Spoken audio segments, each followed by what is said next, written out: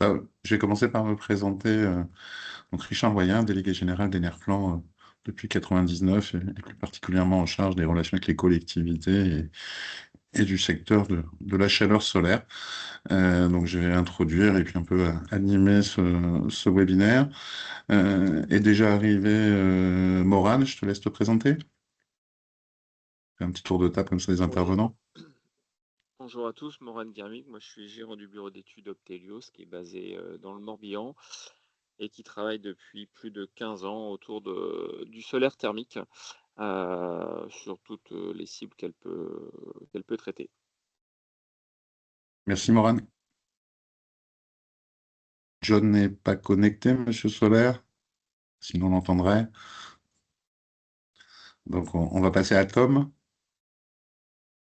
Bonjour à tous, donc moi je suis Tom Bernard, donc ingénieur d'études et support technique au sein de Dualsun, donc fabricant français de panneaux hybrides destinés à différentes applications eau chaude sanitaire, chauffage et également maintien de bassin en température et également avec une casquette sur la partie académie de formation pour la formation des installateurs à nos solutions et également au solaire en général. Merci Tom, je ne sais pas si Clément est arrivé. Si, je suis là. Bonjour Bonjour à Clément. toutes et à tous. Du coup, Clément Liozon, moi je travaille en tant qu'expert et formateur à Inès Plateforme Formation Expert Évaluation, donc sur le solaire thermique uniquement. Et donc je m'occupe un peu de la formation des bureaux d'études et le gros de mon travail, c'est surtout sur le développement logiciel au sein d'Inès, donc logiciel de suivi, mais aussi, donc là en ce moment on travaille sur le logiciel solo et un peu d'autres choses. Voilà. Merci pour ta présentation. John n'est pas connecté. Non. Bon, Marlène s'en occupe.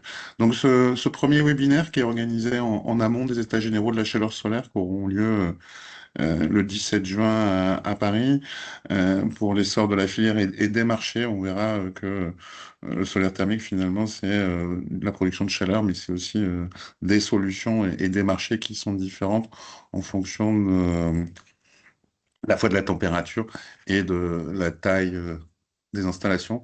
Et hop, j'essaie d'avancer.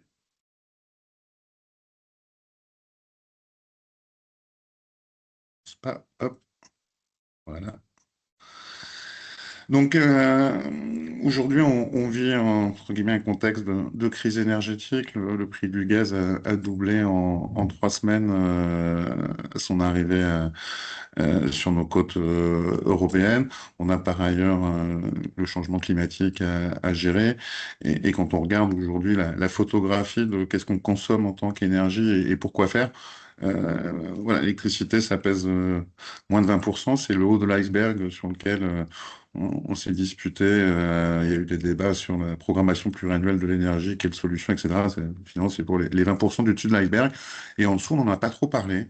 Mais c'est la consommation pour se chauffer et faire se rafraîchir, et le transport qui concerne l'essentiel de ce qu'on consomme comme énergie. Et cette énergie, elle est très majoritairement fossiles, enfin, je dirais pour l'essentiel fossiles. Donc, si aujourd'hui on veut décarboner les usages, gagner en souveraineté énergétique, en indépendance, il y a à la fois l'électrification des usages, c'est pour partie de la solution, mais c'est aussi la valorisation directe de chaleur renouvelable et de récupération, et dont le solaire, notamment pour pouvoir aux besoins de chauffage, avec des solutions qui sont adaptées en fonction de l'usage, de la taille, hein, ça va de la maison individuelle pour faire de l'eau chaude au chauffage jusqu'au réseau de chaleur, à l'industrie, en passant par le tertiaire, le bâtimentaire collectif. Voilà, il y a des solutions aujourd'hui différentes qui toutes en fait produisent, captent le rayonnement solaire pour produire de la chaleur de quelques kilowatts, c'est ce qu'on va installer sur une maison individuelle, à quelques mégawatts, c'est ce qu'on va installer pour une industrie. C'est à la fois combinable et en synergie avec les autres sources de chaleur renouvelable. Aujourd'hui, est-ce que brûler du bois l'été pour faire de l'eau chaude, c'est pertinent? Vraisemblablement pas, alors que le solaire brille. On peut se combiner avec des pompes à chaleur en alimentant la source froide pour gagner en coefficient de performance. On peut recharger des sondes géothermiques. On peut fonctionner avec du biométhane pour éviter, entre guillemets, aussi de la combustion quand c'est nécessaire.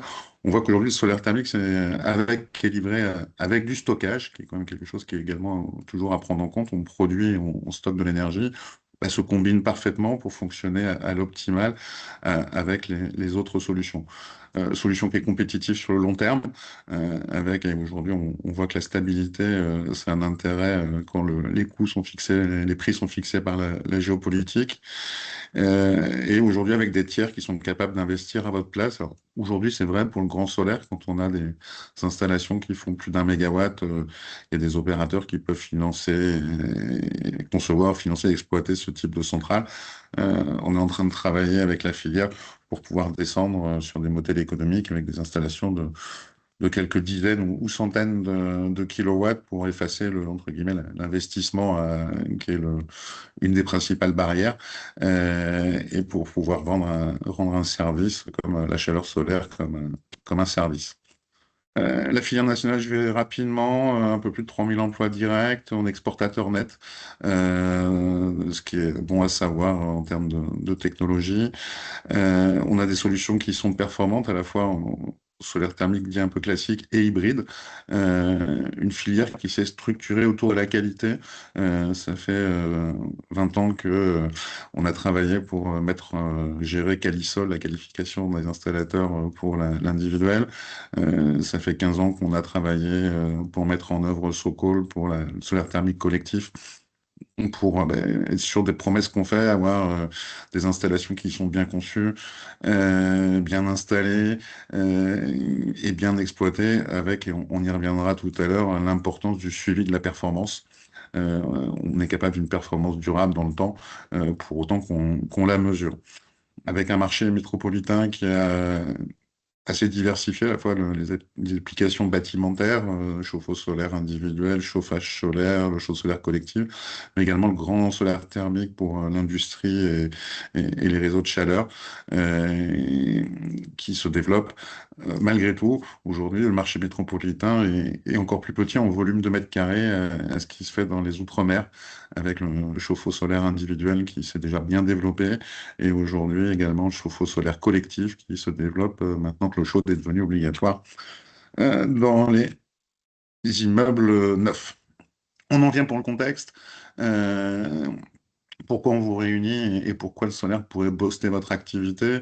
L'ambition qui est affichée dans la programmation pluriannuelle de l'énergie pour la chaleur solaire, c'est de multiplier par 8 les capacités installées d'ici à 2035. Aujourd'hui, on produit en 2025 un peu moins d'1,5 TWh de chaleur solaire. En 2035, la feuille de route qui nous est assignée, c'est d'en produire 10 TWh.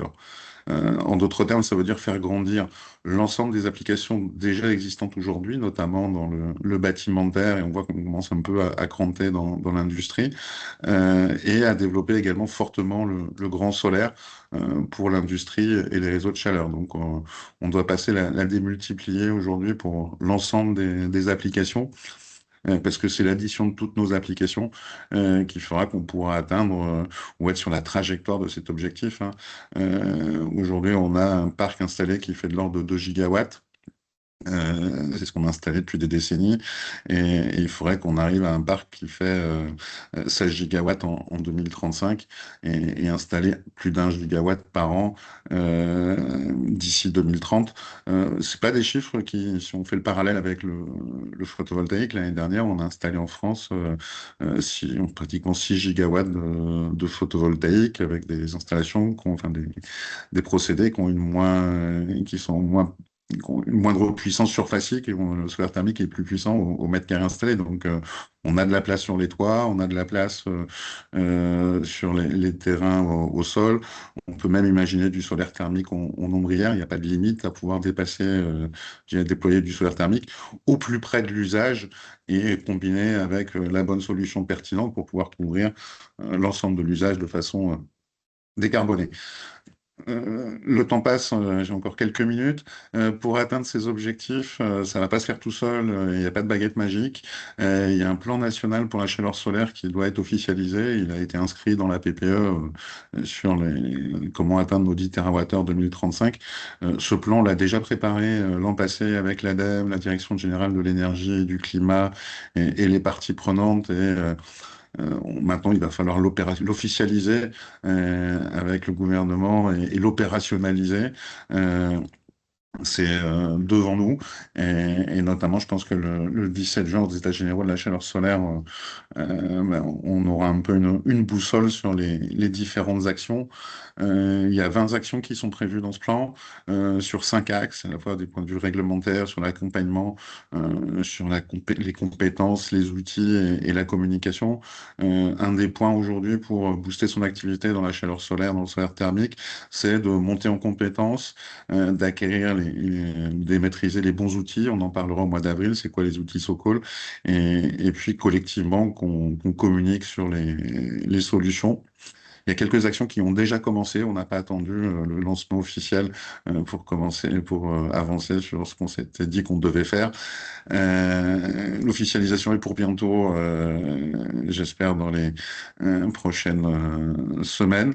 On a besoin d'engager des dynamiques sectorielles et territoriales. Quand je dis sectorielles, il faut que dans l'ensemble des régions, on travaille avec les bailleurs sociaux qui ont de l'ambition pour la chaleur solaire, des secteurs d'activité économique aussi variés, que l'hôtellerie en dur, l'hôtellerie de plein air, le lavage de camions, les blanchisseries, l'industrie agroalimentaire.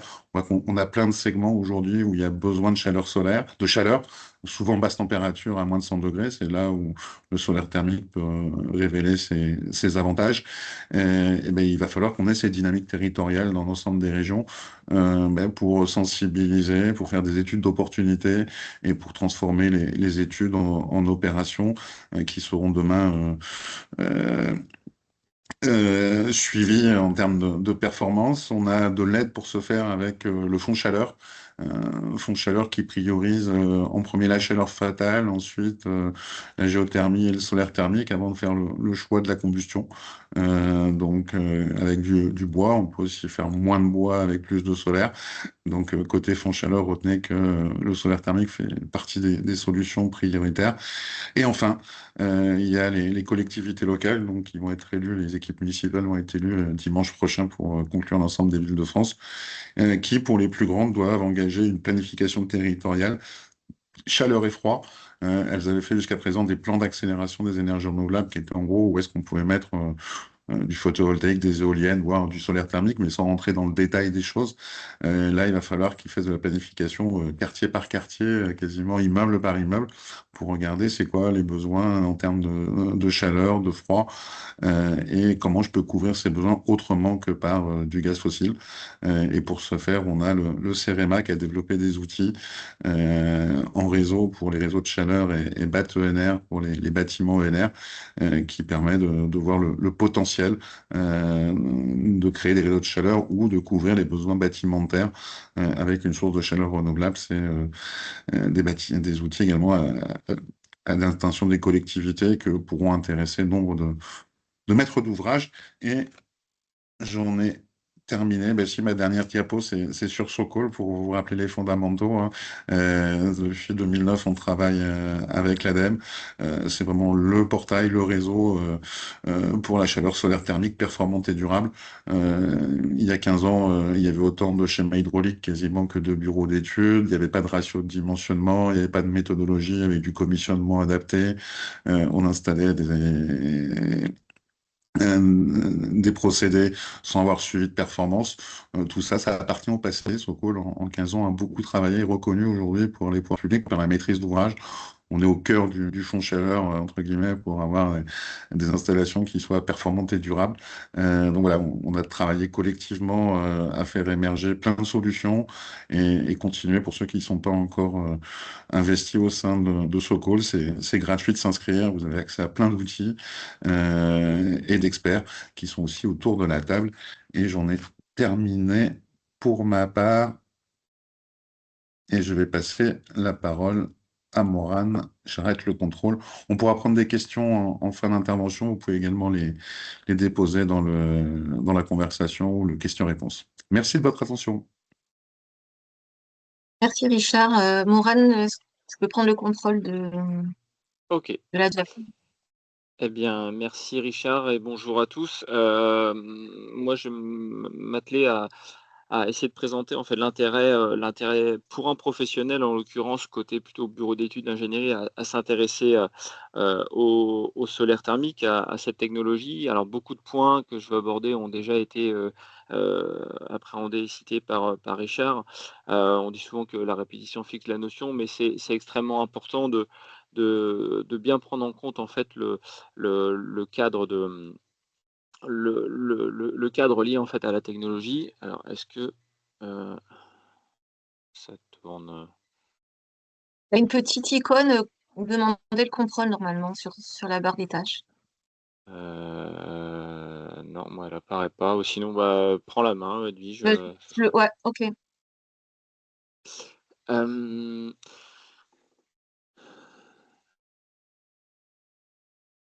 Euh, voilà. Donc aujourd'hui, Richard l'a dit par le passé, la filière solaire, je vais pas dire elle était totalement elle partait un petit peu dans tous les sens, ou du moins elle était pas structurée, elle était pas encadrée.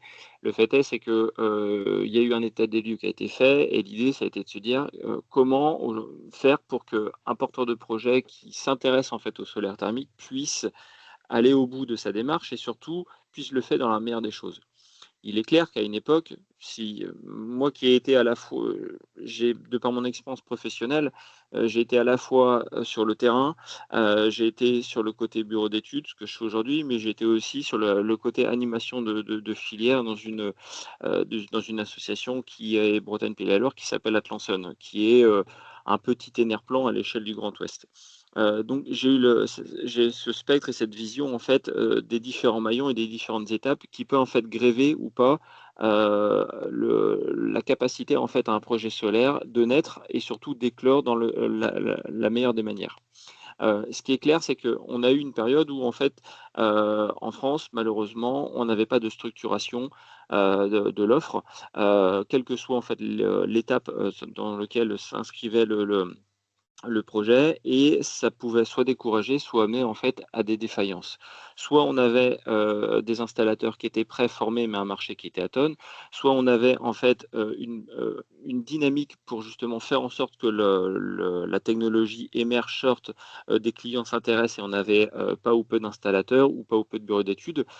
Tout ça en fait a été pris en considération et a été décidé en fait de créer en fait dès le début un accompagnement structuré. Quand on parle d'accompagnement et de prescription structurée, il faut bien entendre, c'est qu'aujourd'hui, un porteur de projet professionnel, je ne sais pas moi, une collectivité, un établissement de santé, un agriculteur ou autre, toute structure entre guillemets qui est un SIRET, peut se faire accompagner à l'échelle de son territoire par des contrats chaleur renouvelables territoriaux, ce qu'on appelle les CCRT. C'est la carte que vous avez en fait à droite, en orange, qui globalement couvre quasiment l'intégralité du territoire français. Ce qui veut dire, c'est qu'en fait, aujourd'hui, un professionnel qui s'intéresse en fait à la technologie, qui se dit: «Bah, tiens, pourquoi pas le solaire thermique, chez moi?» peut se faire accompagner justement pour, que lui soit proposée une note d'opportunité. Cette note d'opportunité, elle est là pour, en gros, l'accompagner et lui dire si oui ou non la technologie est viable chez lui. On ne parle pas d'études, on parle de note d'opportunité. Si oui ou non c'est pertinent, si ça va lui apporter un intérêt technique et économique, et à l'issue de ça, il va pouvoir s'engager en pleine connaissance des causes, sans avoir un intérêt économique ou quoi ou qu'est-ce, vers la phase études, et donc là de solliciter en fait un bureau d'études qui sera, compétent et qualifié. J'y reviendrai après. Cette notion de structuration, donc elle se fait à l'échelle, donc des territoires, et ça, c'est sur un partenariat avec, l'ADEME via un dispositif Fonds Chaleur, mais il y a aussi le même acabit sur d'autres interpros, d'autres filières, comme par exemple le monde de la santé avec les conseillers en transition énergétique et écologique en santé, ce qu'on appelle les CTBE, 2ES, excusez-moi pour les acronymes, mais c'est aujourd'hui comme ça qu'ils sont référencés, qui accompagnent, spécifiquement le monde de la santé, les EHPAD, les centres hospitaliers et tout ça. Dieu sait que c'est une filière et c'est un milieu professionnel où le contexte énergétique est relativement prégnant et sur lequel le solaire thermique, sur la problématique de la production d'eau chaude, par exemple, ne serait-ce que ça, peut déjà être très efficace, moyennant une spécificité technique, on est d'accord, on a un contexte, réglementaire, sanitaire qui est très très strict, mais pour auquel le solaire thermique peut répondre. Richard l'a parlé, on a des interpros aussi qui fonctionnent et qui se sont clairement, engagés sur la filière, du solaire thermique et justement sur la dynamique, par filière justement pour développer et présenter en fait la technologie comme une solution. C'est pas la solution, mais c'est une solution qui peut être valorisée. En Bretagne, par exemple, je vais parler pour ma région, mais ça se fait à l'échelle nationale. C'est l'UBHPA, c'est l'Union bretonne de l'hôtellerie de plein air, qui a travaillé main dans la main avec l'ADEME, avec la région Bretagne, pour un plan de communication et d'accompagnement des gérants de camping autour du solaire thermique. Le GU Élevage, qui regroupe le monde de l'élevage, veaux, vaches, profession laitier et compagnie, justement, c'est pareil pour développer le solaire thermique. À chaque fois, en fait, on a des interpros comme ça qui s'accaparent en fait de la technologie et qui font le travail entre guillemets pour nous, cœur de filière. Ce qui veut dire que derrière, une fois que le porteur de projet est motivé et bien accompagné et rassuré, il peut aller plus loin. Ça induit quoi derrière? Si on passe à la slide suivante, Edwige.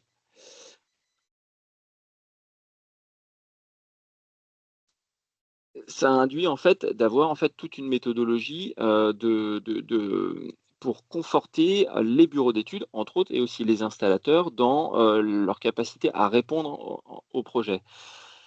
Et je vais remettre une couche sur ce qu'a dit déjà, Richard, mais, le dispositif Socol pour ça, il est là pour aider, accompagner et rassurer tout le monde, du maître d'ouvrage, j'ai envie de dire, au mainteneur, en passant par l'installateur et le bureau d'études. On a aujourd'hui, en fait, des outils qui sont là pour conforter et rassurer tout le monde. Ce sont des livrets techniques qui sont généralisés, et accessibles à tous. Il n'y a pas besoin d'acheter, un accès ou voilà, ils sont disponibles, à qui le souhaite, en fait, hein, et qui permettent justement de cadrer, le déploiement de la technologie en fonction des cas d'usage. On va parler d'eau technique, on va parler d'eau sanitaire, on va parler de bouclage sanitaire, on va parler de piscine et compagnie. Bref, le spectre global est posé, et est libre de tous et il est régulièrement retravaillé, amendé, complété, corrigé justement pour se tenir toujours à l'heure du jour. Il y a un gros travail qui est fait à l'échelle d'Enerplan et de Socol, pour tenir à jour en fait tous les ouvrages en fait qui sont mis à disposition. Il y a une schématique dynamique qui permet de générer, des schémas hydrauliques normalisés validés par l'ADEME sur lequel on va avoir derrière une méthodologie de suivi des installations, suivi de performance, des consommations et de production de chaleur qui permettent de rendre en fait un tableau de bord pour le maître d'ouvrage, mais également pour répondre aux attentes en fait de l'ADEME sur les suivis de performance. Voilà, on a énormément d'outils aujourd'hui qui sont mis à disposition de tout à chacun justement pour, encore une fois, pour apporter une base solide qui doit normalement être validée aussi par les formations de chaque intervenant. Mais en tout cas, aujourd'hui, voilà, on a des bases solides qui sont mises à disposition de tous et qui permettent du coup à n'importe quel acteur professionnel qui veut s'intéresser en fait au solaire thermique de ne pas se sentir seul. Et ça, c'est hyper important, c'est qu'on a aujourd'hui des outils, on a ce travail cette volonté de travailler en chaîne et c'est la volonté d'Enerplan et de Socol, c'est justement de faire en sorte que un professionnel qui veut s'intéresser au solaire thermique, parce qu'en plus, il y a une dynamique qui est là, il y a des demandes, il y a des interpros qui poussent en fait au déploiement de la filière, justement d'avancer sereinement et de ne pas se sentir un petit peu face à un mur, face à une montagne à gravir. Et si on passe à la slide suivante, non, tu as été trop vite, Edwige. Ah, il me manque. C'était juste pour Ah oui, enchaîner sur ta diapo précédente et ah oui, d'accord. pour les personnes qui sont intéressées de s'inscrire au webinaire du 14 avril qui sera dédié aux outils d'accompagnement. D'accord. Et ben voilà, et ben Edwige le précise bien. Effectivement, quand on parle d'outils, c'est bien aussi de savoir ce qu'il en est, ce qui existe et ce qu'on peut utiliser, du moins ce que vous pouvez, entre guillemets, prendre en main. Et ben voilà, le 14 avril, vous avez un webinaire qui vous sera proposé par Enerplan et Sokol justement sur cette spécificité-là de 8 heures à 9h30.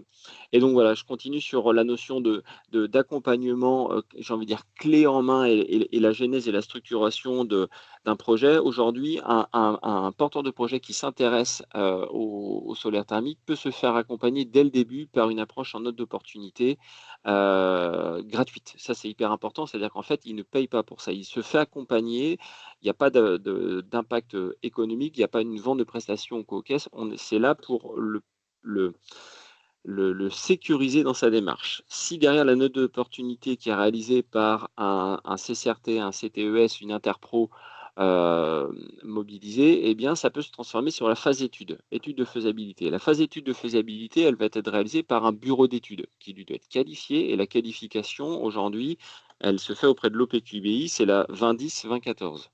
Ce qui veut dire qu'aujourd'hui, dans la majorité des cas, le travail de prescription qui va se faire auprès des maîtres d'ouvrage va fatalement débouler, dans énormément de cas, sur une étude de faisabilité. Donc ça veut dire qu'il va falloir trouver des bureaux d'études qui soient qualifiés, compétents et qualifiés.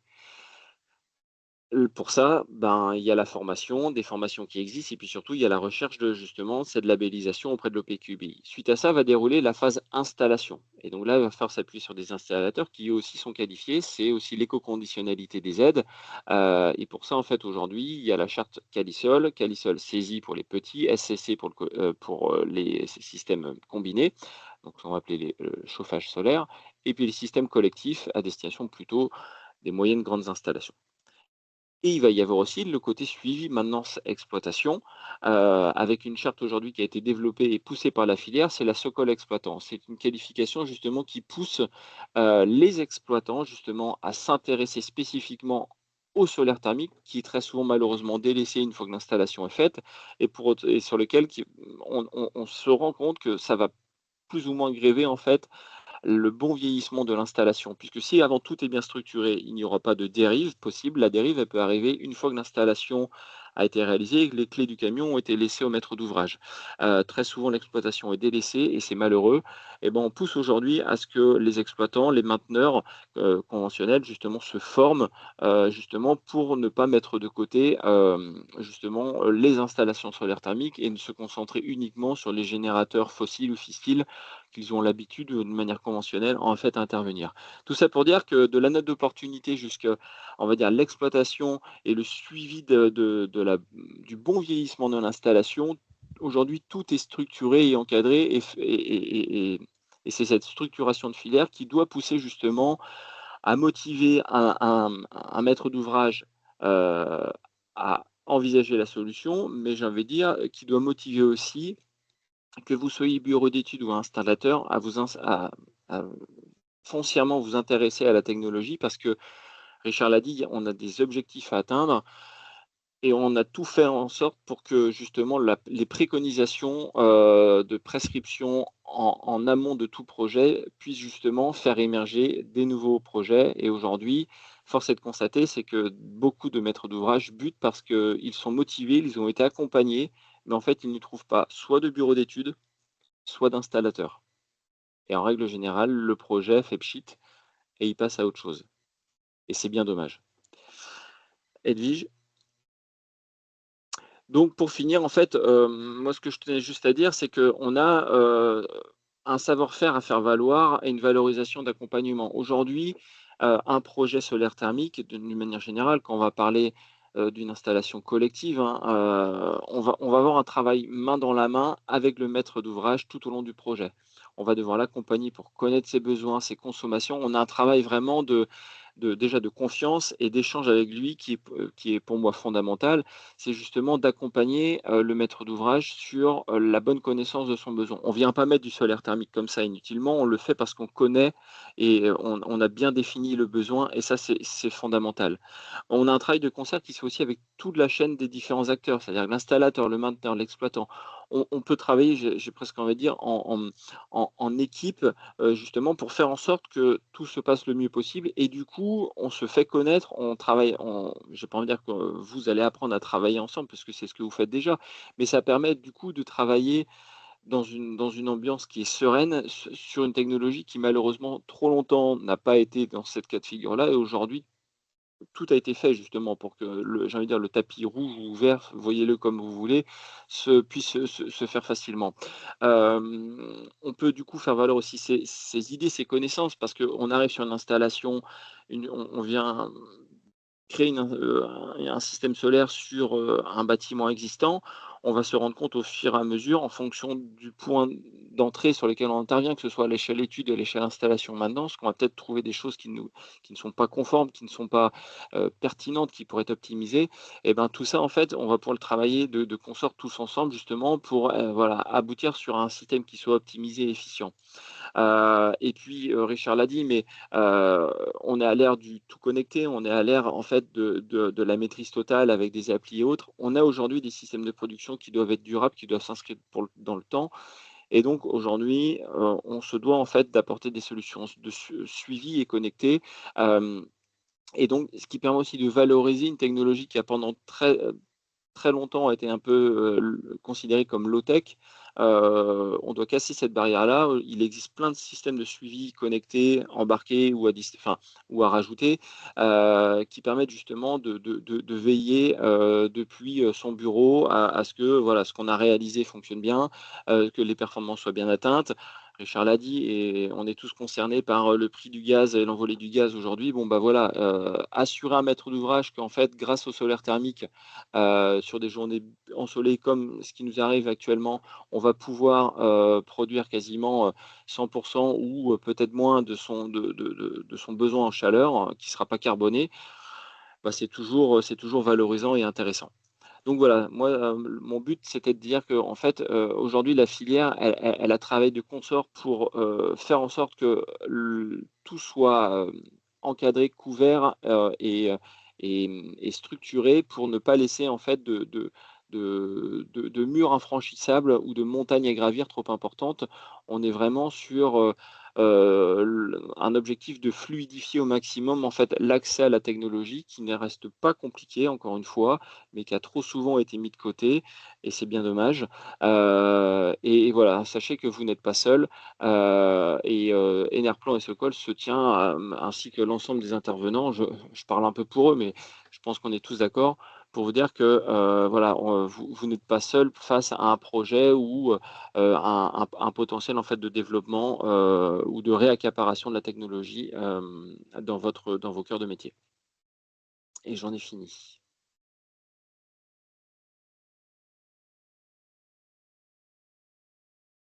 Mer- Merci Morane. Donc, on va passer la parole à John euh, pour nous donner maintenant le point de vue d'un installateur mainteneur et nous expliquer en quoi la technologie lui apporte au niveau de son activité.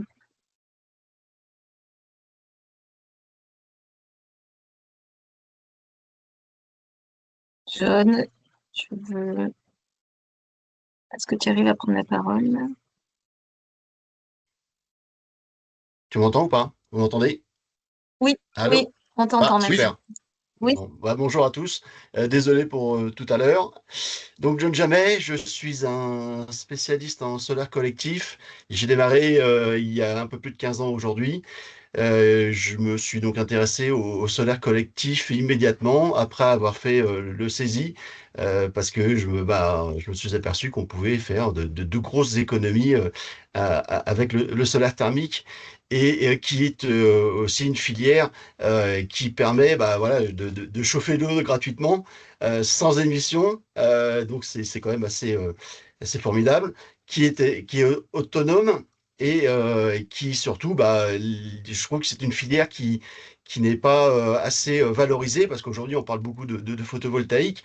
Et moi, tous les jours, excusez-moi, l'oreillette qui tombe, tous les jours, je suis sur le terrain, je rencontre des clients. Là, vendredi, j'étais avec une copro avec uniquement des dames. Et tout de suite, ah bah notre solaire marche pas, c'est obsolète. Mais j'ai dit, mais attendez, de quoi vous parlez? Et j'ai dû tout réapprendre, leur expliquer que voilà, un capteur, c'était un capteur, je veux dire, à vie, parce que quand il fonctionne bien, il est vraiment, je dis toujours, la vie du bâtiment.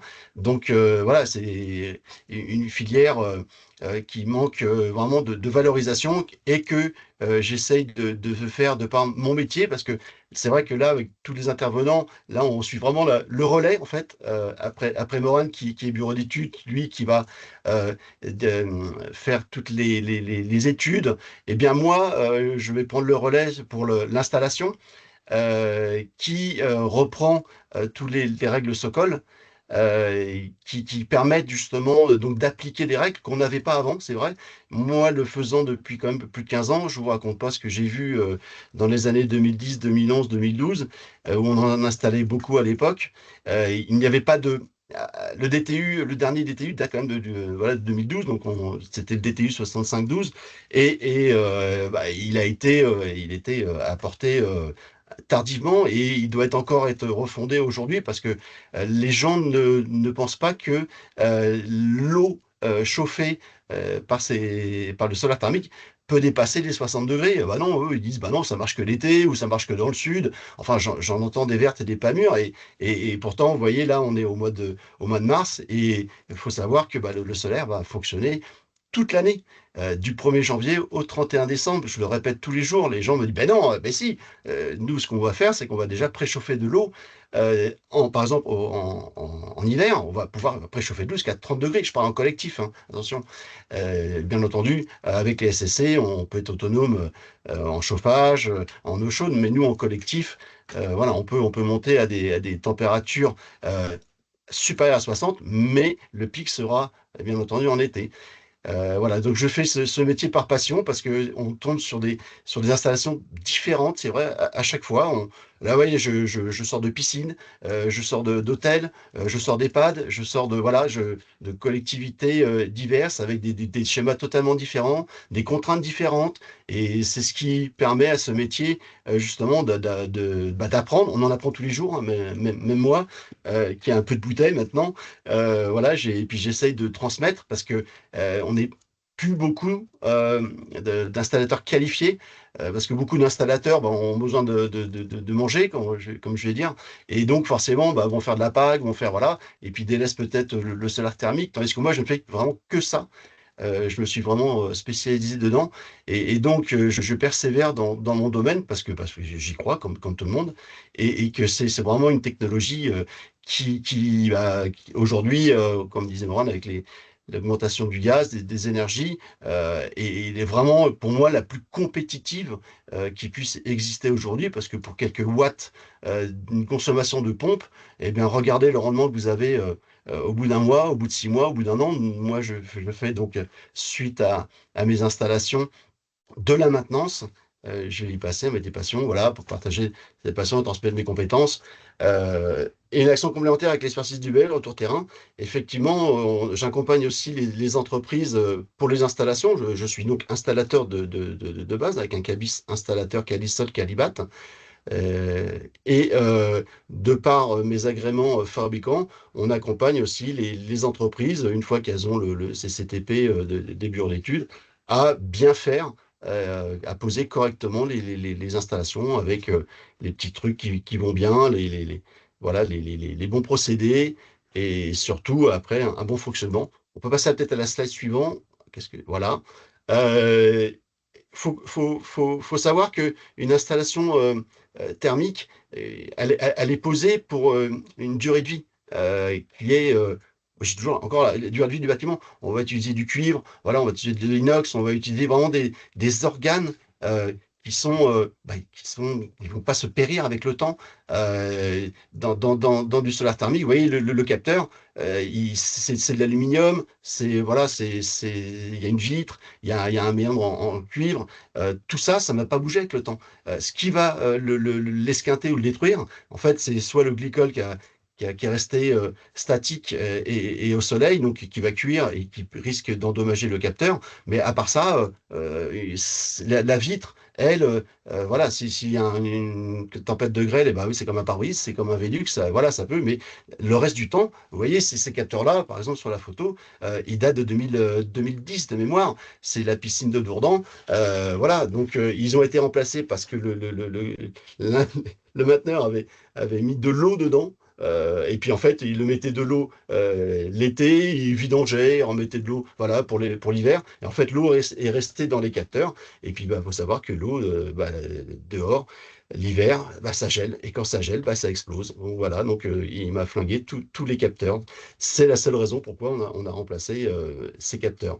Voilà, donc vraiment, on utilise voilà, des bons organes, ce qui coûte un peu plus cher forcément. Mais derrière, c'est dès le départ. Si on fait bien les choses, eh bien, les installations suivent.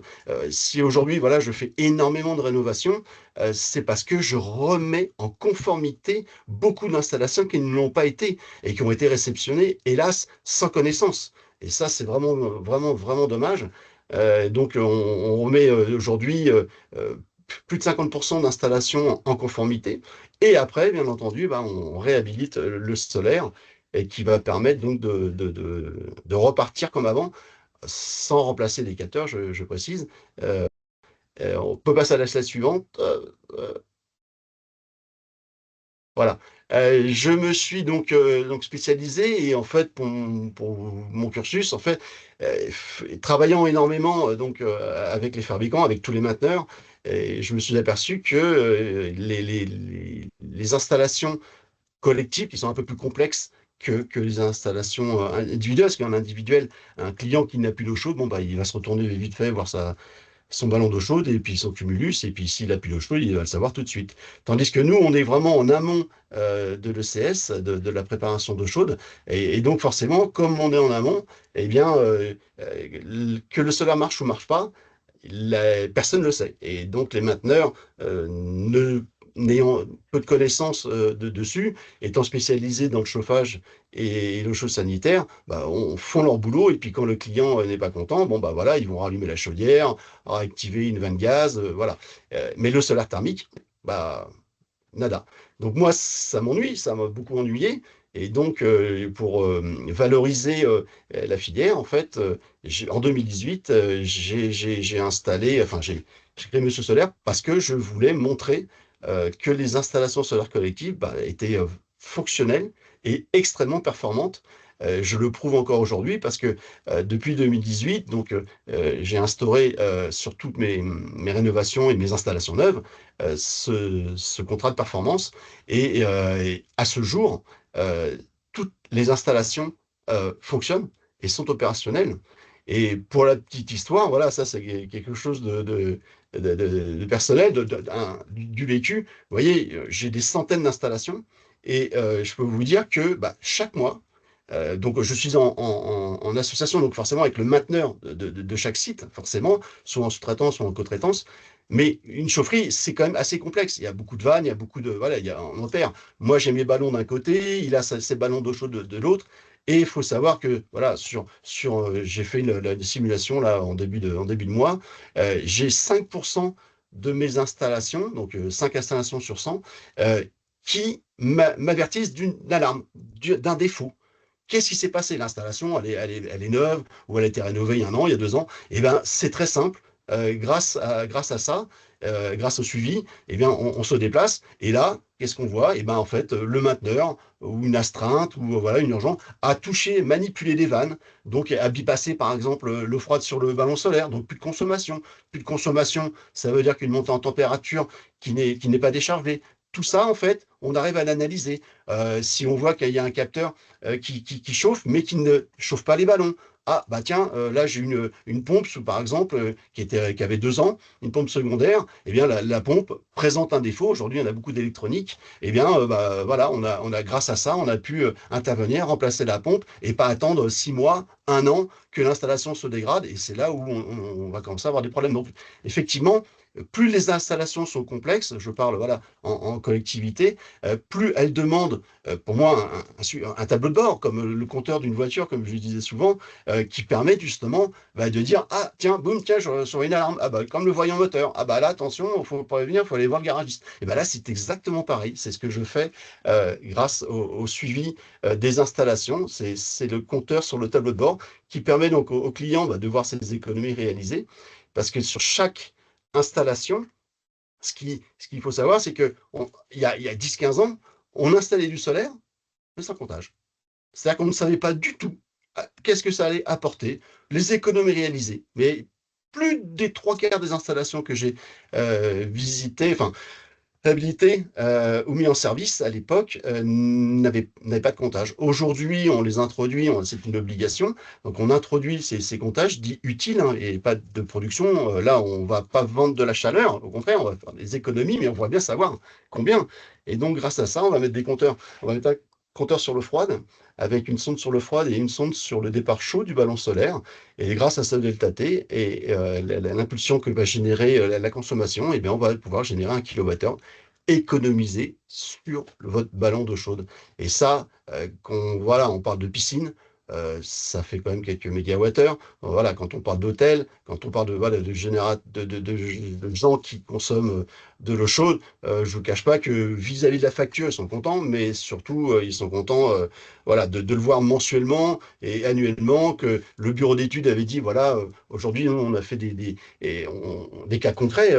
Avec l'ADEME, voilà, où le bureau d'études a dit, bon, ce site-là rénové peut apporter 47%, et effectivement, on est arrivé à avoir 46-47% de taux de couverture solaire. Donc vraiment, là entre la filière, voilà, là, entre le bureau d'études, l'installateur, et le mainteneur qui a permis donc de vérifier que tout était correct. Et aujourd'hui, tout le monde peut s'apercevoir que bah, on est bien structuré et que bah, tout ce qu'on dit, c'est vrai, ça fonctionne très bien. Et le bureau d'études avait raison. Oui, en fonction de la météo, bien entendu, mais on arrive aux objectifs annoncés. Le slide suivant, et ça, c'est la satisfaction du client. Il est impératif de se former, c'est ce que je vous disais, c'est vrai que là, on en a reparlé tout à l'heure avec Sokol, tout est là, et depuis 2015. Donc, ce sont des ouvrages que tout le monde, voilà, c'est un peu la Bible, on devrait utiliser. Moi, je suis sur le terrain, les installateurs le font pas.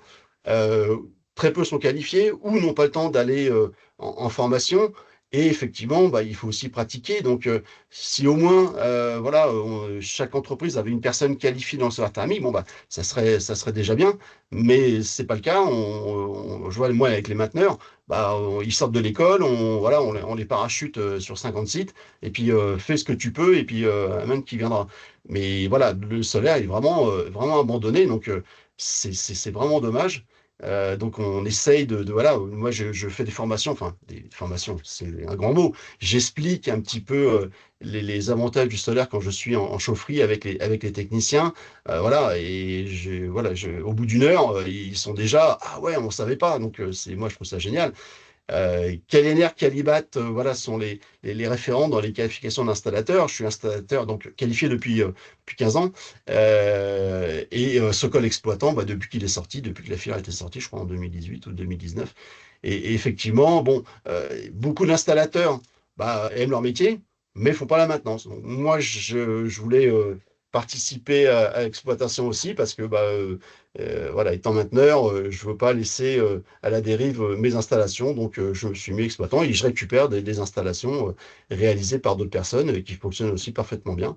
Voilà, donc il ne faut pas hésiter à se former parce que c'est un acquis et ça servira pour le futur, au moins et pour transmettre votre savoir, parce que plus on en fait, bah, plus on se perfectionne. Sans connaître, on fonctionne mal ou à cause d'un mauvais montage, par manque de formation des acteurs. On est en 2026, j'ai lu encore la semaine dernière des appels d'offres avec des schémas erronés. Là, je fais des bons. Je fais des bons parce que là, c'est le bureau d'études qui met ça. Forcément, moi, je vous lis, quand je suis par exemple en mise en service et que je dis, mais pourquoi tu as fait ça? Ah bah voilà, regarde mon schéma. Mais ton schéma, il est faux. Ah oui, mais si je le fais pas, je suis pas payé. Et vous rendez compte, là on en est. Même l'installateur n'ose plus rien dire parce que on est dans un contexte. Ah non, c'est le bureau d'études il a raison. Bah non, non. Si tu es formé ou voilà, bah non, il faut dire monsieur, excusez-moi, mais c'est pas comme ça que ça va. Il faut pas avoir peur de, de- justement de transmettre et de communiquer avec le bureau d'études. Voilà, c'est ce que je voulais dire pour ça. Comment se former? Bah, C'est la l'INES, suite. voilà, c'est la suite. Donc Merci voilà, beaucoup. Merci beaucoup, Morane et John, pour vos témoignages. Donc, en fait, on voit ce que ça vous apporte à vous dans votre activité en tant que professionnel d'être formé, qualifié et de centrer votre activité autour du solaire thermique. Et on a compris aussi que on avait des objectifs à atteindre et que tout était en place pour que le solaire se développe et qu'on n'avait pas assez de professionnels qui étaient correctement formés et qualifiés. Donc, la deuxième partie de ce webinaire, justement, est dédiée à expliquer comment on peut se former, comment on peut justement arriver à faire partie de cette filière chaleur solaire collective formée qualifiée pour répondre aux besoins des clients et aux besoins et aux objectifs fixés au niveau du pays. Donc, pour cela, on va donner la parole à donc, deux centres de formation. Un premier centre de formation qui appartient, donc, comme tout à l'heure, Tom l'a dit, donc à un industriel, à un fabricant, et puis ensuite donc à l'INES, qui est donc l'Institut national de l'énergie solaire, dans la plateforme de formation et d'évaluation, avec une pratique de formation sur le solaire. Donc, je te laisse la parole, Tom, et regarde si tu peux prendre le contrôle, sinon je passerai les diapos.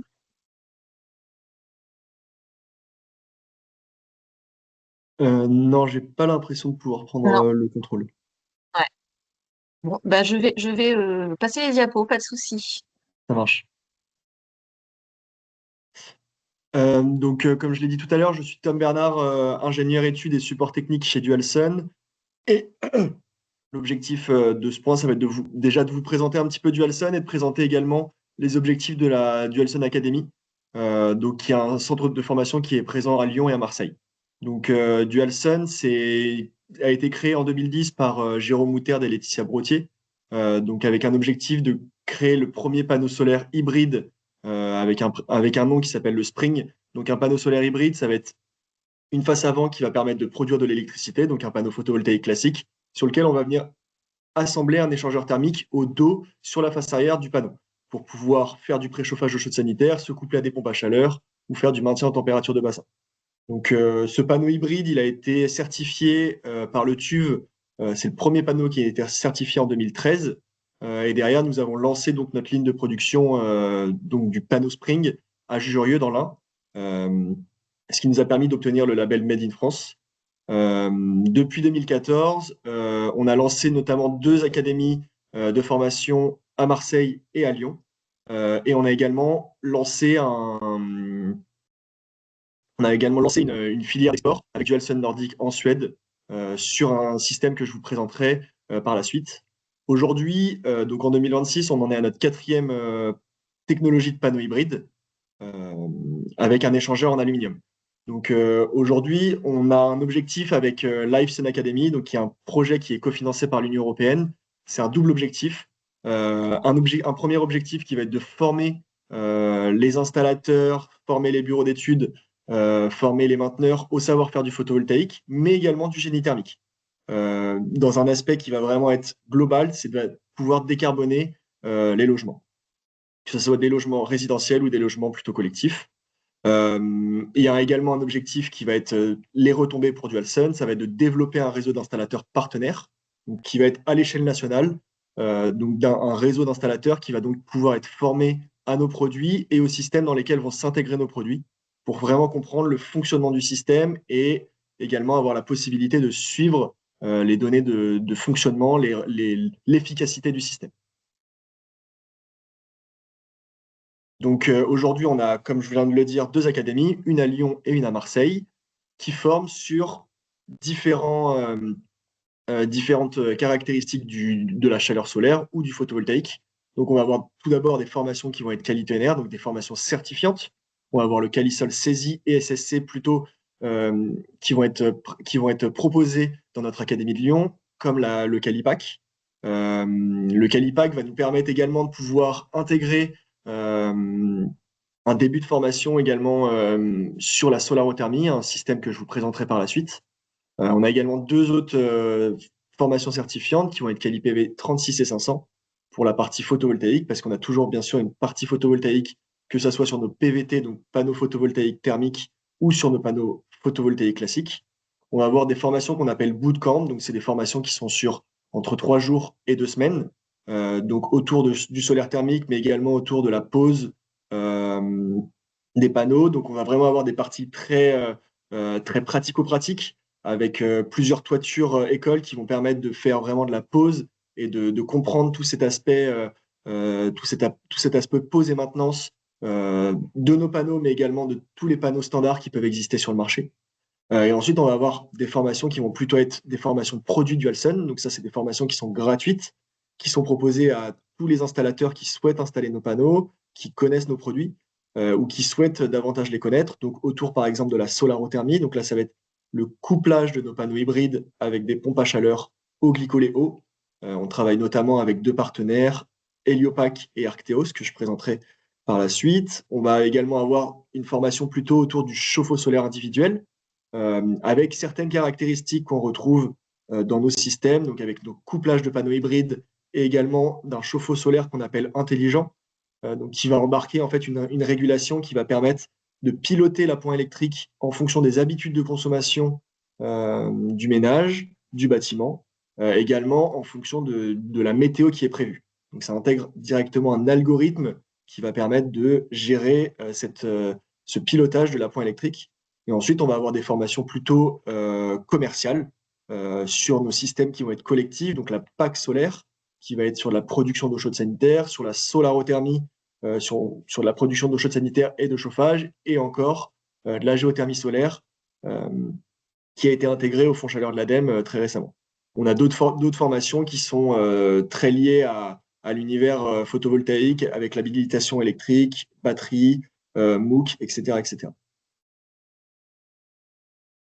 Donc voilà, on a une page aujourd'hui sur la SODA Academy qui permet d'avoir accès à toutes nos formations qui sont disponibles, que ce soit au niveau des bootcamps, que ce soit au niveau des formations certifiantes. Tout est détaillé et toutes ces formations s'intègrent dans un financement qui peut être tiers, donc que ça soit un financement par France Travail ou un financement par les CPF, par exemple.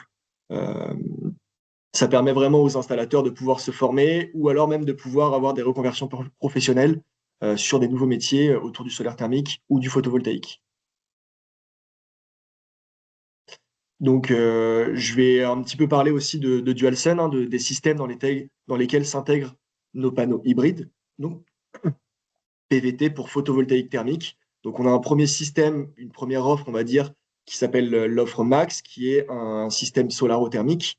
On a ensuite une solution qui s'appelle Boost, qui est de la géothermie solaire, dans laquelle nos panneaux hybrides vont permettre de régénérer des sondes géothermiques. On a le système Duo, qui est un système assez classique sur du chauffe-eau solaire intelligent. Et enfin, la dernière solution, qui est la solution Heliopac System Plus, qui est un système de pack solaire. Donc, je vais pouvoir détailler un petit peu dans ces prochaines slides les différences entre entre ces différents systèmes. Donc, on va avoir tout d'abord la PAC solaro-thermique sur et sans sonde.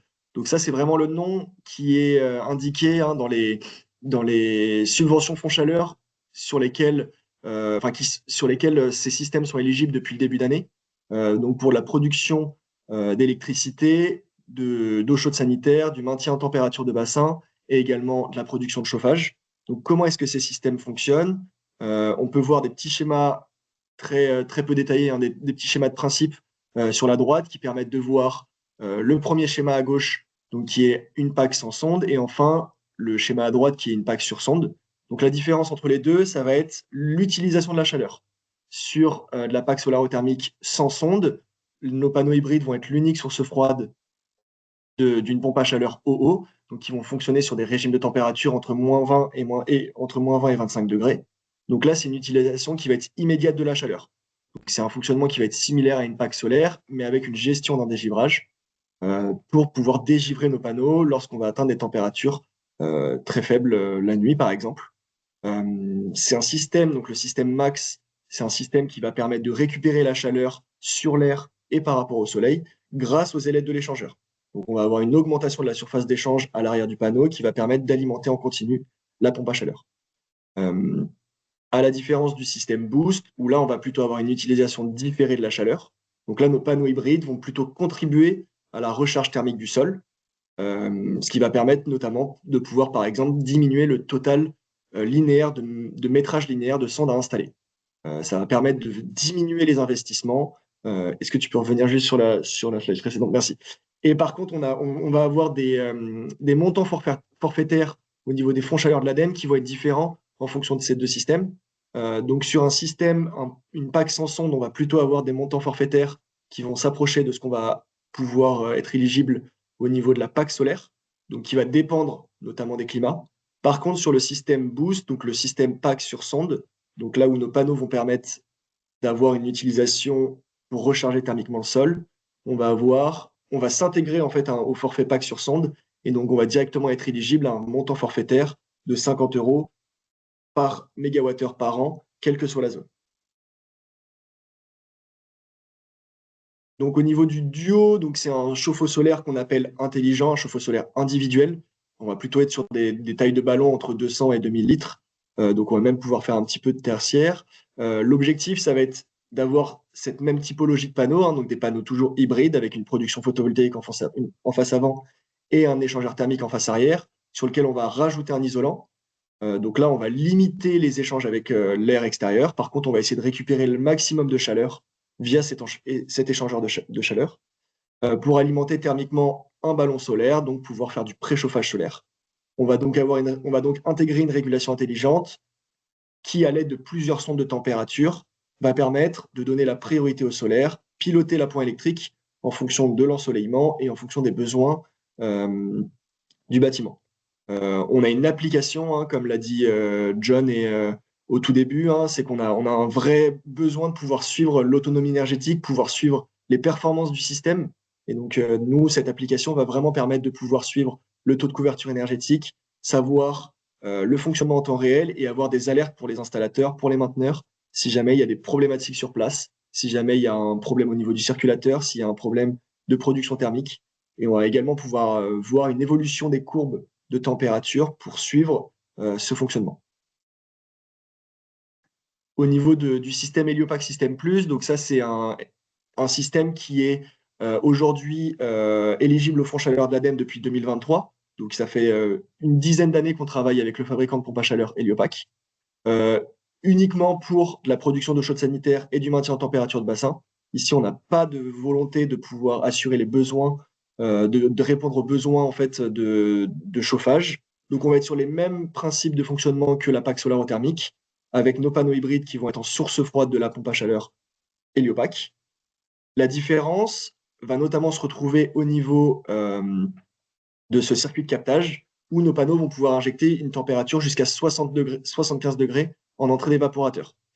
75 degrés, c'est aujourd'hui la température de stagnation de nos panneaux. C'est-à-dire que nos panneaux ne monteront jamais au-delà en température, étant donné qu'on appelle nos capteurs basse température, qui vont vraiment être très intéressants sur sur de la compatibilité, sur de la combinaison avec des pompes à chaleur au glycolé haut. Donc, même principe de fonctionnement que la PAC solarothermique, on va récupérer la chaleur sur l'air grâce aux ailettes de l'échangeur, notamment la nuit, et en journée, on va plutôt récupérer la chaleur du soleil. On va également avoir des forfaits de base ici sur ces fonds chaleur qui vont être entre 25 et 38 euros par mégawattheure par an et qui vont également dépendre qui vont pas, pardon, dépendre, qui vont surtout être éligibles via une surface entre 25 et 250 mètres carrés de capteurs. Sinon, il y a un besoin d'avoir une analyse économique. Et bien sûr, tous ces systèmes, je ne l'ai pas précisé, hein, mais tous ces systèmes nécessitent d'avoir un bureau d'études qui va pouvoir qui va pouvoir être certifié sur des certifications Calliope 2010, 2014, pardon, au QPIBI 2010, 2014 pour pouvoir derrière débloquer ces fonds chaleur. Donc nous, le rôle de Dualsun, hein, on n'a pas du tout un rôle de bureau d'études, hein, on va plutôt avoir un rôle de formation en amont des bureaux d'études, des prescripteurs, faire connaître nos produits, faire comprendre comment fonctionnent nos systèmes, comment s'intègrent nos panneaux dans des systèmes. Également pouvoir utiliser la bibliothèque Sokol, hein, si on va être sur des systèmes qui vont être très classiques, chauffe-eau solaire individuel ou collectif. On va avoir un accompagnement technique et commercial hein, sur la compréhension de nos systèmes, sur des ratios de dimensionnement, et également sur de la mise en relation entre maître d'ouvrage, installateur et bureau d'études. Et plutôt sur cette partie plutôt résidentielle individuelle, on va avoir également ce qu'on va appeler la calculette Dualsun, hein, ce qui permet de directement pouvoir dimensionner des projets à partir de nombreuses études qui ont été réalisées autour du chauffe-eau solaire individuel et de la pompe à chaleur solarothermique. Donc ça va vraiment être notre gage de force, notre gage d'accompagnement auprès des installateurs pour vraiment les aider dans ce dimensionnement de leur projet. Si jamais vous avez des besoins, une envie d'en savoir plus sur nos formations, sur nos accompagnements techniques et commerciaux, n'hésitez pas à directement nous contacter sur l'adresse mail pro@dualsun.fr. Il y a un vrai objectif à pouvoir former aujourd'hui les installateurs à nos panneaux hybrides, mais également à n'importe quel type de formation autour du solaire et également de la rénovation énergétique. Parce que comme j'ai pu le présenter, nos systèmes, nos solutions essayent de s'intégrer dans une rénovation globale de bâtiments et pas simplement que sur du solaire photovoltaïque ou du solaire thermique. Voilà, j'en ai fini. N'hésitez pas à la fin si vous avez des questions. Merci. Oui, alors je pense qu'on prendra toutes les questions à la fin. Il y a déjà un petit peu des échanges au niveau du chat. On va laisser la parole à Clément et puis ensuite on aura un temps d'échange à la suite de sa présentation. Ouais, Donc, merci. Je vais peut-être essayer de faire un peu plus vite. Je ne sais pas si tu arrives à prendre le contrôle ou si je dois passer les diapos. Je sais Non, pas. j'ai pas le droit non plus. Ouais, Teams a bugué aujourd'hui. Je vais m'en occuper. Merci beaucoup. Du coup, bonjour à toutes et à tous. Donc moi, l'objectif là, c'est de vous faire un peu rapidement un panorama des formations et en particulier des formations du coup qualifiantes et certifiantes. Je veux bien que tu passes la diapo, s'il te plaît. Donc, comme on l'a déjà vu, hein, c'est Morgane qui a commencé à expliquer, donc, notamment en déclinant sur les besoins de la filière, hein, donc avec les maîtres d'ouvrage, en passant par les concepteurs, les installateurs, jusqu'aux exploitants, et de vous montrer que du coup, la filière, elle a su structurer autour de qualifications, de certifications professionnelles. Donc en particulier, donc on va voir. Donc moi, je vais axer vraiment sur l'axe de la formation liée à ces certifications. C'est pour ça que il n'y a pas Calibat qui apparaît notamment, parce que du coup, Calisol certifie des formations, etc. Voilà. Je te laisse passer la diapo. Donc un petit mot sur Ines PFE. Donc nous, on est un centre vraiment spécialisé dans les énergies solaires. Donc en solaire thermique en particulier, on fait vraiment référence, comme vous allez le voir. Mais aussi en solaire photovoltaïque. Donc là, je sais que sur la photo, on voit beaucoup de PV, mais vous inquiétez pas, le solaire, il est caché derrière et il est sur les petites maisons.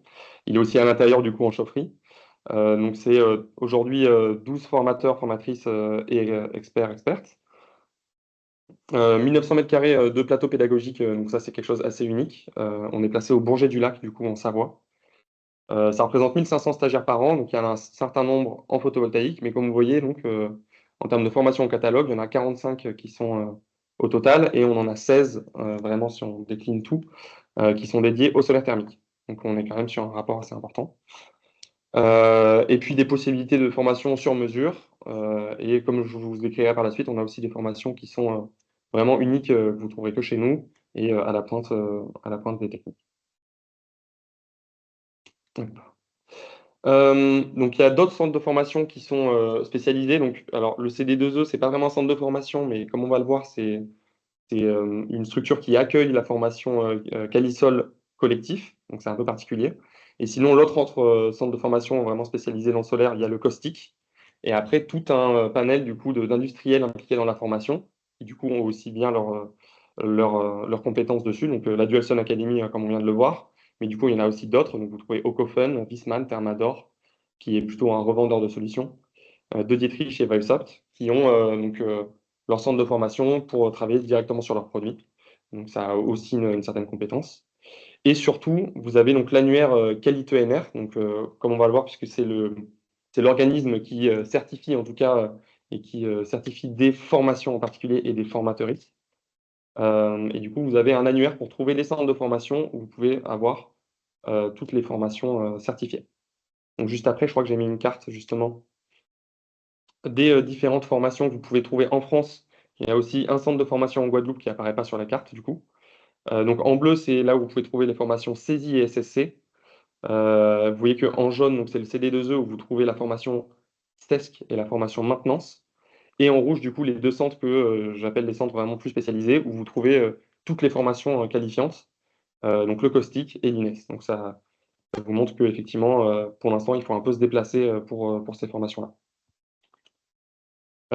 Donc chez nous, à l'INES, vous pouvez trouver sur notre site toutes les formations liées. Donc on a un filtre, si tu peux passer, au moins ça montre un peu comment naviguer dans le site. Puisqu'en fait, c'est pas toujours facile, mais du coup, l'idée, c'est de vraiment utiliser les filtres donc, pour trouver les formations qui vous sont dédiées. Donc voilà, par exemple, la Calisol saisie, et vous avez directement les informations importantes, donc le nombre de jours, le programme, et si elle mène à une qualification ou pas. Puisque comme on va le voir, donc, on donne des formations certifiantes et d'autres qui ne le sont pas, mais qui ont quand même leur intérêt dans le cas où vous n'avez pas besoin d'une certification, mais plus une spécialisation ou simplement acquérir certaines compétences. Donc, les formations qualifiantes, on l'a déjà un peu évoqué, hein. Donc, pour reprendre par corps de métier, il y a une qualification pour les bureaux d'études, donc c'est l'OPQBI qui certifie ces formations, donc, qui certifie les personnes. Donc, ce n'est pas une formation dont les supports sont validés par le PQBI. Par contre, vous devez avoir suivi une formation de ce type-là pour être qualifié. Donc chez nous, vous la trouvez sous la forme TH1 et vous la trouvez aussi dans d'autres centres. Donc il faut suivre une formation en conception et ingénierie. Et une autre formation qui est certifiante, donc c'est la formation réseau de chaleur, j'en parlerai plus tard, puisque celle-là, elle est assez unique et on la trouve que chez nous. Et ensuite, si vous êtes du coup installateur, vous pouvez être dans l'habitat individuel, et là, donc, ça va être les formations, donc c'est Qualité-NR qui est l'organisme certificateur. Donc, vous avez la Calisol saisie pour les chauffe-eau solaires individuels et la Calisol SSC pour les systèmes combinés eau chaude et chauffage. Et dans le collectif, du coup, j'en parlais, la fameuse Calisol SESC, installation collective de production de chaude sanitaire, que vous trouvez du coup au caustique chez nous ou au CD2E en ce moment aussi.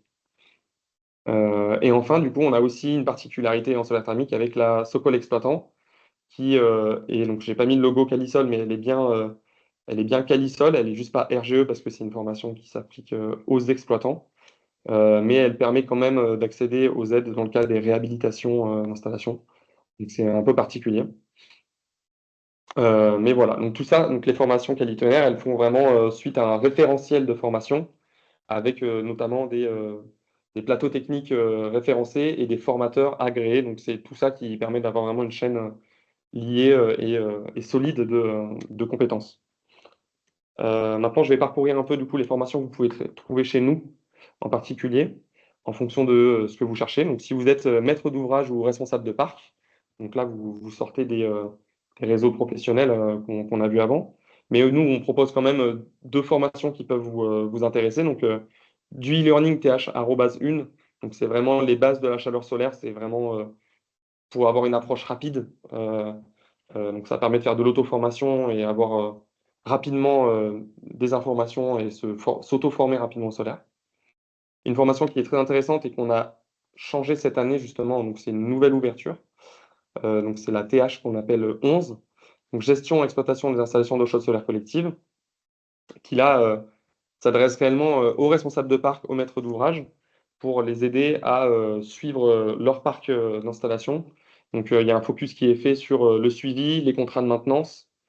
Et une particularité, c'est qu'on a lié cette formation avec une autre formation qui se donne pour les exploitants, donc où la première journée est commune, ce qui permet aussi du coup de créer des échanges et de passer une première journée commune avec des exploitants. Donc voilà. Ensuite, si vous êtes concepteur et bureau d'études, donc si vraiment vous souhaitez débuter, vous avez la TH@1 encore une fois, même si c'est quand même vraiment un premier abord. Mais du coup, vous avez la TH1 qui donne la possibilité de se faire certifier RGE au PQBI, donc qui est faite vraiment avec des exercices sur schéma hydraulique, euh, où on va travailler à l'utilisation de logiciels et faire des études de cas. L'idée, c'est vraiment de d'éplucher les différents schémas, d'éplucher les différents composants d'une installation et bien comprendre le fonctionnement d'une installation solaire, ben, pour faire de la conception de qualité, du dimensionnement, évidemment. Et puis, et voilà. Donc, vraiment aller dans le détail du solaire thermique, des composants et bien dimensionner tous les composants aussi. Si vous êtes installateur, donc vous avez les formations qualité ENR, donc c'est celle-là que je mets en visuel principal ici. Donc CESI, SSC, CESC, comme on l'a vu, donc avec les avantages que je vous citais, hein, c'est des formations qui sont certifiées, donc des référentiels qui sont remis à jour régulièrement par qualité ENR, qui sont validés du coup par la profession. Et les formateurs, eux aussi, sont agréés. Petite particularité, nous, on propose pour les Calisol CESI SSC une journée supplémentaire optionnelle d'installation pour les personnes qui aimeraient approfondir et vraiment passer du temps sur l'installation, puisqu'on a du coup des plateaux techniques avec des toitures en extérieur et en intérieur pour s'exercer. Voilà. Si vous êtes exploitant, donc, vous pouvez trouver deux formations chez nous. Donc, la fameuse Socol exploitant qui se fait sur 3 jours, il me semble.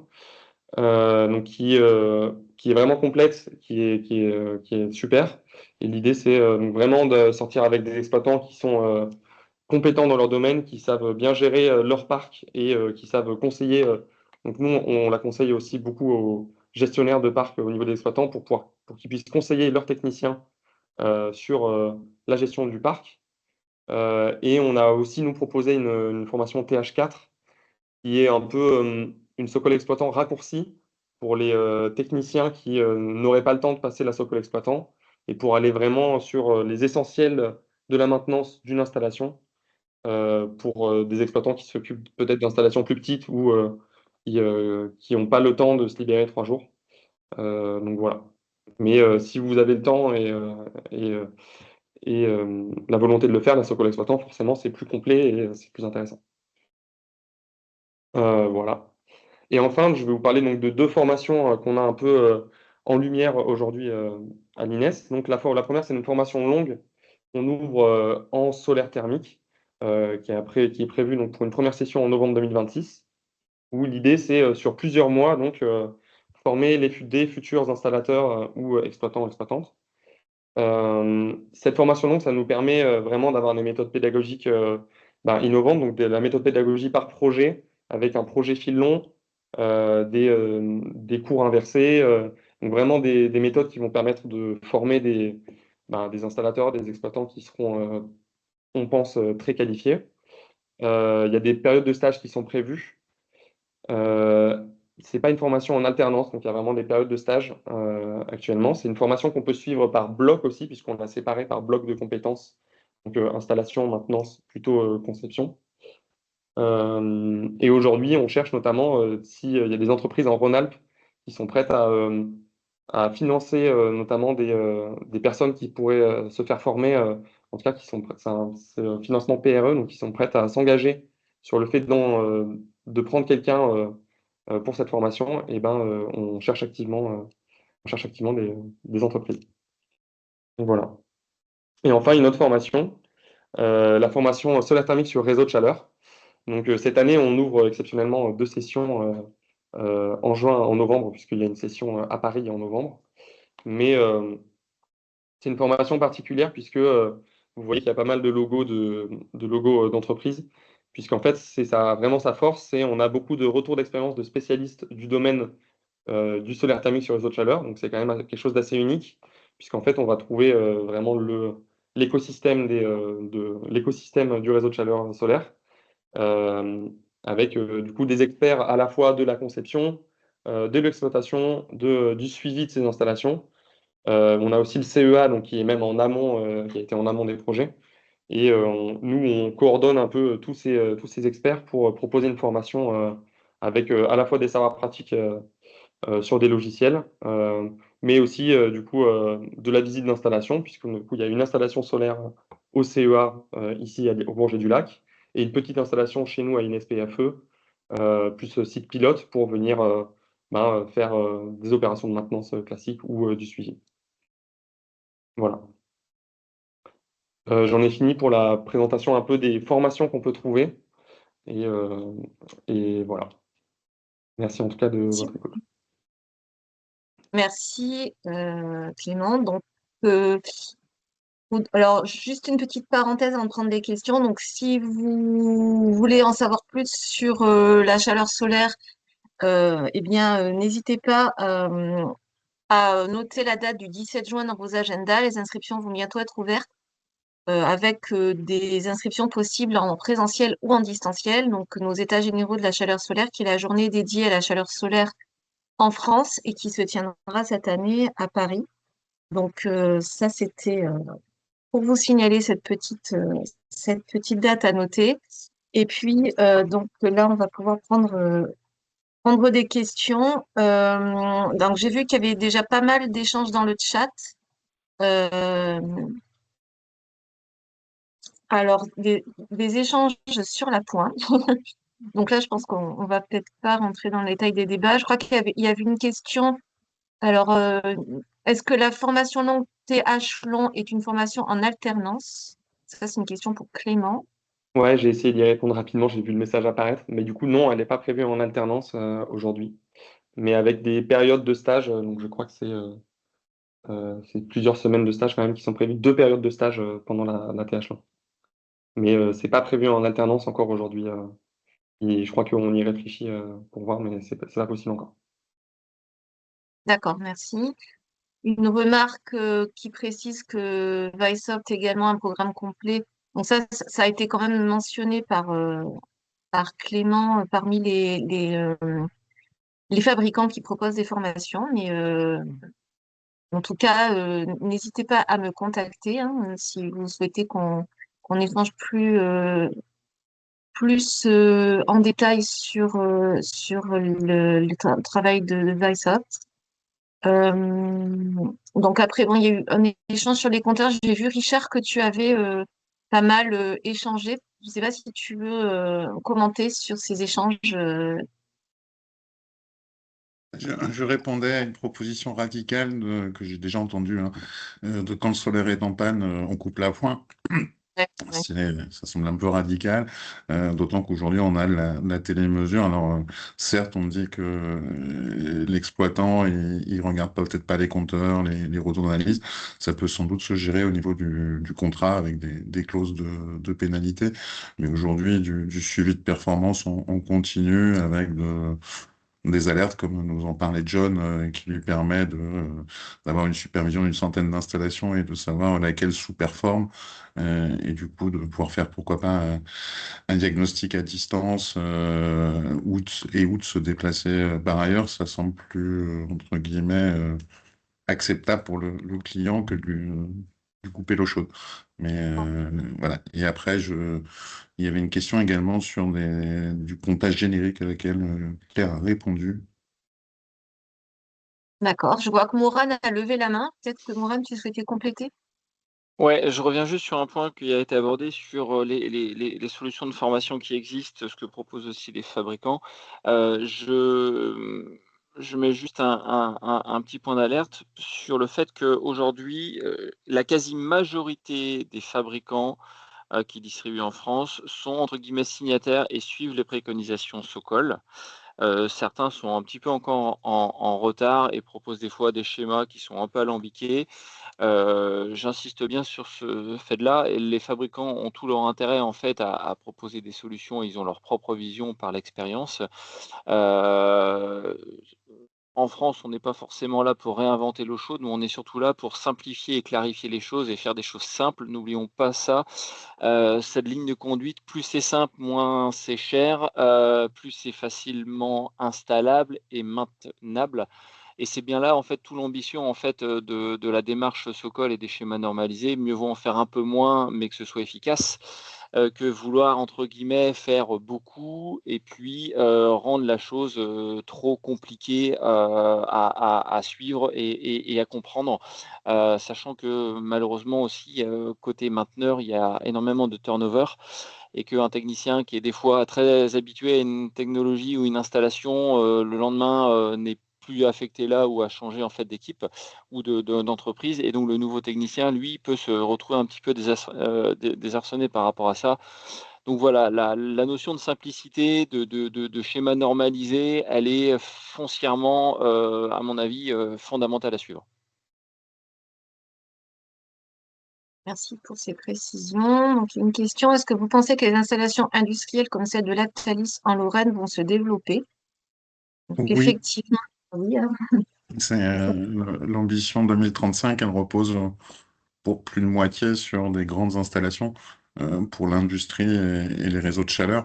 Après, c'est pas forcément aussi grand que Lactalis en Lorraine, hein. On peut avoir des installations de quelques centaines de kilowatts qui fonctionnent bien, mais on aura également des installations de plusieurs mégawatts qui vont se mettre en œuvre pour produire de la chaleur décarbonée en dessous 100 degrés, donc c'est quand même 45% aujourd'hui des besoins de l'industrie. Elle est à moins de 100 degrés sur ce segment, la chaleur solaire liée ou pas avec une pompe à chaleur par exemple peut apporter des performances impressionnantes pour substituer du gaz. Il y a une remarque de Claire Barré de l'ADEME. Nous avons une installation de 22 000 m² industrielle en cours de construction au Pays de la Loire. C'est vrai qu'il y a plusieurs projets, je crois, Il y au en a niveau plusieurs. industriel qui sont, ouais. On parlera bientôt d'un industriel breton connu pour son pâté qui adopte le solaire. On a un fabricant de boissons gazeuses international qui est à Signe, qui fait aussi du solaire thermique. Aujourd'hui, on va avoir plusieurs installations industrielles qui vont se mettre en service cette année. Et le secteur de l'agro-industrie hein, est un secteur cible pour nous parce que gros consommateur de gaz, quoi. Et donc, pour boucler la boucle, on va avoir besoin pour tous ces projets de professionnels formés et qualifiés au solaire thermique. Donc, je crois que c'est un peu le leitmotiv de cette matinée, enfin de ce début de matinée. On a déjà des régions, hein, euh, John l'a dit tout à l'heure, hein, sur lequel, ou Moran, enfin en tous les cas, les, on est alerté sur le fait que certains projets ne se font pas parce que le maître d'ouvrage ne trouve pas donc le professionnel qualifié pour accompagner son projet pour la conception, l'installation et voir la maintenance en fonction du projet. Et c'est vraiment problématique. Donc, on a actuellement une pénurie euh, de professionnels formés et qualifiés au solaire thermique. Donc, c'est vraiment le moment, je pense, de se former et de se lancer rajouter cette carte. C'est une opportunité à se saisir. Alors, on va prendre une dernière question. Avez-vous des REX de tiers investisseurs qui se positionneraient pour proposer un service chaleur renouvelable? Oui, Mm. ça commence. Alors, il y a des choses qui se font. Il y a un programme que soutient l'ADEME pour développer solution de tiers investisseurs pour le chose solaire dans le médico-social, notamment pour des EHPAD. Je sais qu'il y a également des choses qui se font avec des mini réseaux de chaleur bois, avec du financement citoyen. Donc, voilà, c'est un secteur qui est en émergence sur des installations quand même de quelques centaines, de quelques dizaines à centaines de kilowatts. Merci à toutes et tous, on est arrivé Merci. au temps imparti. Oui, et puis donc, je rappelle que dans le cadre de ces webinaires EGCS, notre deuxième webinaire se tiendra, j'ai marqué le 17, c'est une coquille, le 14 avril. Et donc, vous pouvez vous inscrire dès à présent pour participer, pour mieux découvrir les outils. Pas uniquement les outils Socol qui seront présentés, mais des outils d'accompagnement aussi dans diverses régions et également des outils spécifiques, notamment pour les bailleurs sociaux. Donc, si vous souhaitez en savoir plus sur les différents outils d'accompagnement à disposition, n'hésitez pas à vous inscrire.